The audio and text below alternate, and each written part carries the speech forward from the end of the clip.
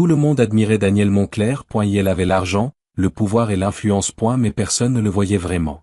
Confiné dans un fauteuil roulant et entouré de personnes qui ne valorisaient que sa fortune, Daniel avait appris à vivre dans l'invisibilité jusqu'au jour où une fillette de 5 ans s'approcha de lui, au milieu d'un gala de luxe, et lui posa une question qu'aucun adulte n'avait jamais osé poser. « Tu veux danser avec moi ?» Regardez jusqu'à la fin, car cette histoire vous rappellera que la plus grande richesse dans la vie n'est pas l'argent, c'est l'amour. Merci aussi de nous dire depuis quel pays vous nous regardez et n'oubliez pas de vous abonner à notre chaîne. Daniel Moncler avait appris à ses dépens ce que signifiait être invisible dans une pièce pleine de monde. À 42 ans, il était l'un des philanthropes les plus puissants de Paris, le visage public de la Fondation Moncler, un homme dont le nom ouvrait des portes et finançait des musées. Pourtant, le fauteuil roulant sous lui effaçait tout le reste de ce qu'il était. Ce soir-là, dans la salle de gala aux parois de verre du Musée d'Art Moderne de Paris, rien n'était différent. Des hommes en costume sur mesure discutaient d'investissements valant des millions. Des femmes en robe de créateurs scintillaient sous les lustres. Les rires résonnaient. La musique flottait dans l'air. Et Daniel traversait tout cela comme un fantôme. Les gens souriaient trop vite. Détournaient le regard trop rapidement. Lui parlait sans jamais croiser ses yeux. Son fauteuil roulant était devenu un mur invisible, un mur que personne ne voulait franchir. Il s'arrêta près de la fenêtre, contemplant les lumières infinies de la Défense. La ville pulsait de vie, indifférente au vide douloureux dans sa poitrine. « Daniel. Quel plaisir de te voir », lança Claire Beaumont, une mondaine bien connue, affichant un sourire trop parfait pour être sincère. « Bonsoir », répondit Daniel poliment. « Nous devons absolument prendre une photo ensemble pour Instagram, dit-elle avec enthousiasme. Daniel connaissait déjà le scénario. Mais lorsque le photographe s'approcha, Claire hésita. Oh, en fait, le fauteuil prend trop de place. Le cadrage ne fonctionne pas. Désolé, mon cher. Elle s'éloigna sans un autre regard. Daniel ne réagit pas. Il avait appris depuis longtemps à avaler la douleur en silence. Quelques instants plus tard, Madeleine Duval, fille d'un sénateur influ, s'approcha de lui parlant d'un projet immobilier tout en regardant au-dessus de sa tête. « Programmons une réunion la semaine prochaine », suggéra Daniel. « Bien sûr », répondit-elle déjà occupée à balayer la salle du regard à la recherche de quelqu'un de plus utile. Il savait que cette réunion n'aurait jamais lieu. Le quatuor à cordes commença à jouer, les couples se formèrent sur la piste de danse, et Daniel ressentit cette piqûre familière de l'exclusion. On ne l'inviterait jamais à danser. On ne le verrait jamais comme un homme entier, seulement comme un homme riche dans un fauteuil. Il accepta une coupe de champagne juste pour occuper ses mains. Puis tout changea. Une petite silhouette apparut au milieu de la salle. Elle ne devait pas avoir plus de 5 ans. Des boucles brunes attachées par un simple ruban. Une robe modeste qui contrastait avec les diamants et la soie. Ses yeux pétillaient d'émerveillement tandis qu'elle observait les lumières, la musique, le mouvement. Et puis elle vit Daniel. Il se prépara à la réaction habituelle. La peur. Les questions. Les parents accourant pour éloigner leur enfant. Mais au lieu de cela, la petite fille sourit. Un vrai sourire. Elle marcha droit vers lui d'un pas déterminé. Daniel se figea. Elle s'arrêta juste devant son fauteuil roulant, inclina la tête et l'observa attentivement. « Monsieur, dit-elle doucement, tu veux danser avec moi ?» Toute la salle se tut.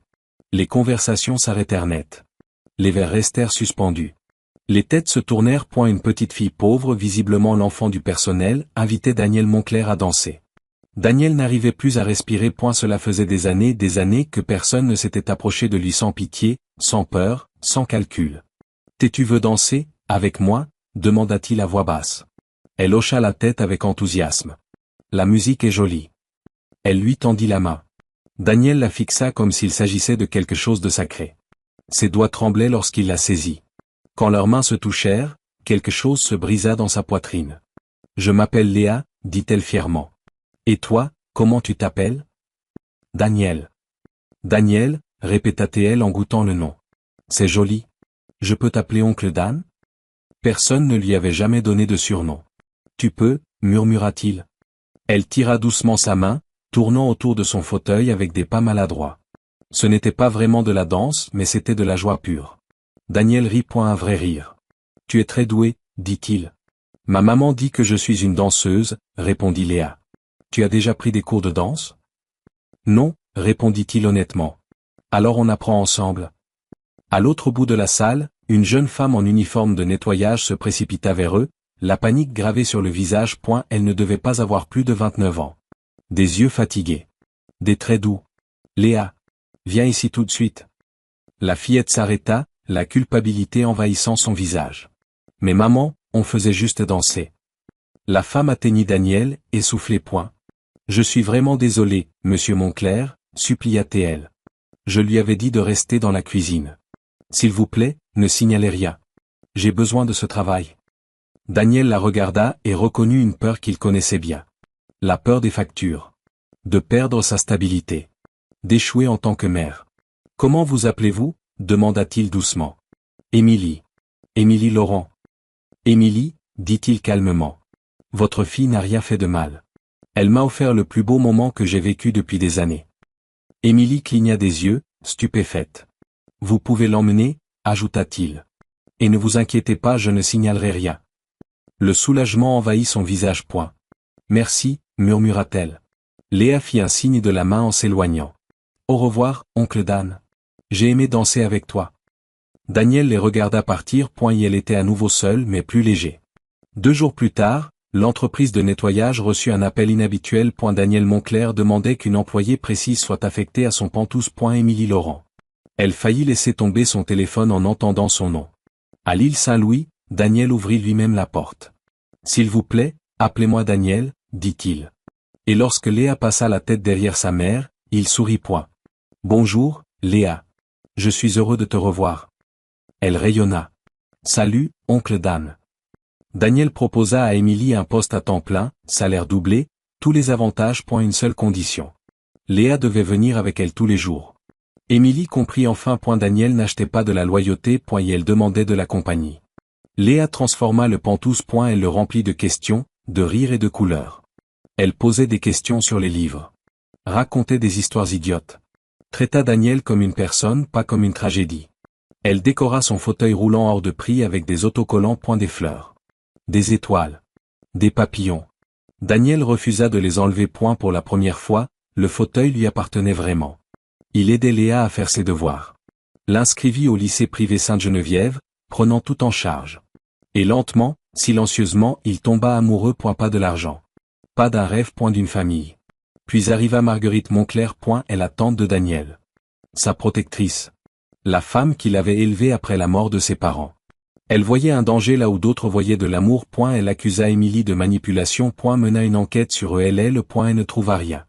Malgré tout, elle demanda à Émilie de s'éloigner, lui disant que Daniel tombait amoureux d'un rêve impossible. Émilie paniqua. Elle partit. Daniel fut brisé. Et pour la première fois, Marguerite comprit les dégâts causés par sa peur. Marguerite se rendit dans le petit appartement d'Émilie à Montreuil. Elle s'excusa. Admit qu'elle avait tort. Et demanda à Émilie de revenir. Non pas comme employée, mais comme membre de la famille. Émilie accepta. Le pantouse est méconnaissable. Des dessins sur le réfrigérateur.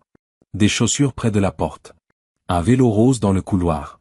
Daniel et Émilie sont mariés. Léa, maintenant âgée de 10 ans, l'appelle papa. Et elle l'a officiellement adopté il y a 2 ans.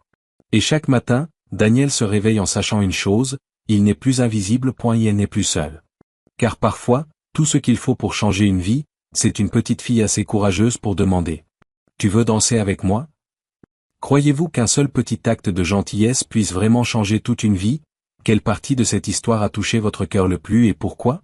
Partagez vos pensées et vos retours dans les commentaires ci-dessous, nous serions ravis de vous lire. Merci d'avoir regardé Storyteller français et n'oubliez pas de vous abonner à notre chaîne.